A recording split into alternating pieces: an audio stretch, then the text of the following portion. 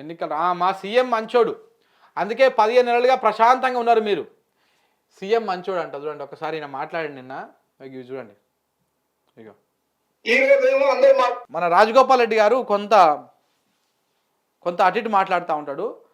అప్పుడు ఏం మాట్లాడిండు, నిన్న అసెంబ్లీలో ఏం మాట్లాడిండు ఒకసారి చూడండి. ఈ రోజేమో అందరు మాట్లాడుతున్నారు రేవంత్ రెడ్డి గురించి.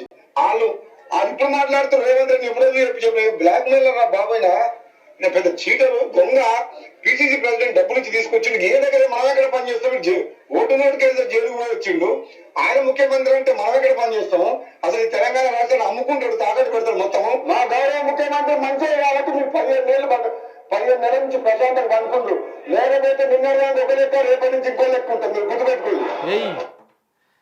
ఇది ఆయనే, ఇది ఈయనే, రెండు ఒకటే. ఇది రాజగోపాల్ రెడ్డి, ఇది రాజగోపాల్ రెడ్డి. అప్పుడేమో కాంగ్రెస్లోనే ఉండి రేవంత్ రెడ్డి మీద వ్యతిరేకంగా మాట్లాడిండు, ఇప్పుడేమో అదే ఉండి మంత్రి పదవి కోసము మా ముఖ్యమంత్రి తోపు తురుము అని చెప్తా ఉన్నాడు అనమాట. అంటే పదవి ఇవన్నీ కూడా మనిషిని ఏడికైనా దిగజారుస్తాయని చెప్పడానికి ఇది బెస్ట్ ఎగ్జాంపుల్ ఇది.